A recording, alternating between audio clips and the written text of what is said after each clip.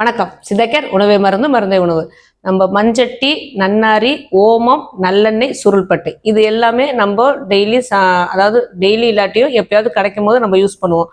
நன்னாரி use பண்றது நன்னாரி வேரை அப்படியே கொதிக்கிற தண்ணியில மூடி வச்சுட்டு அந்த சிறப்பை யூஸ் பண்ணோம் அப்படின்னா நல்ல உடம்புக்கு குளிர்ச்சி அப்படிங்கிறது தெரியும். ஆனா இந்த நன்னாரியை யூஸ் பண்ணிட்டு வரும்போது உடம்புல உள்ள மசில்ஸ் எல்லாம் கொஞ்சம் தொய்வா இருந்தாலும் சரி, அதாவது வலிகள் ஏற்பட்டாலும் சரி, இந்த வலிகளை நீக்கக்கூடிய உள்ளது. ஓமமும் அது மாதிரிதான் செரிமானத்துக்கு யூஸ் பண்ணுவோம் அப்படிங்கிறது தெரியும்.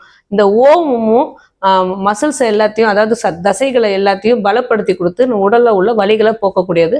அதே மாதிரிதான் சுருள்பட்டை வாசனைக்காக யூஸ் பண்ணுவோம். ஆனா உடம்புல உள்ள மசில்ஸ் தசைகளையும் நல்லா பலப்படுத்தி கொடுக்கும். அதே மாதிரிதான் நல்லெண்ணெய். நல்லெண்ணெய் நம்ம சூட்டை குறைக்கும், நம்ம உடலுக்கு ரொம்ப நல்லது, ஸ்கின்னை க்ளோவாக்கும். அதே மாதிரி தசைகளுக்கு நல்ல பலத்தை கொடுத்து உடல் வலிகளை குறைக்கும். இது எல்லாமே சேர்த்து தேன் மெழுகுன்னு சொல்ற நம்ம பீஸ்லாம் இருக்கு இல்லையா, ஹனி பீஸ்லாம் விட்டுட்டு போன ஹனி அதுக்கப்புறம் பிழிஞ்சு எடுத்த பிறகு அதுக்குள்ள வேக்ஸு, அப்புறம் வெள்ளை குங்குலியம், இது எல்லாமே மஞ்சட்டிங்கிற ஒரு ஹெர்ப்ஸ், இந்த மூலிகை எல்லாமே சேர்த்து ஒரு தைலம் ப்ரிப்பேர் பண்ணுவாங்க சித்த மருத்துவர்கள்.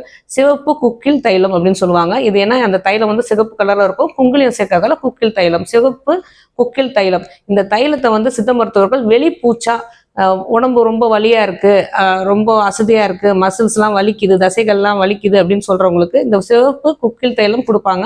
இதை மேலே பூசும் போது நம்ம உடம்புல உள்ள வலிகள்லாம் தீரும். அதே மாதிரி இதுல சாப்பாட்டு பொருட்களும் இருக்குன்னு சொன்னோம் இல்லையா ஆரம்பத்துல, அதாவது நன்னாரி, ஓமம், சுருள்பட்டை, நல்லெண்ணெய், இது எல்லாத்தையுமே நம்ம சாப்பாட்டுல சேர்த்துக்கிட்டே வரும்போது இந்த தைலம் தேய்க்கக்கூடிய அளவுக்கு கூட நமக்கு உடல் வலி வராது.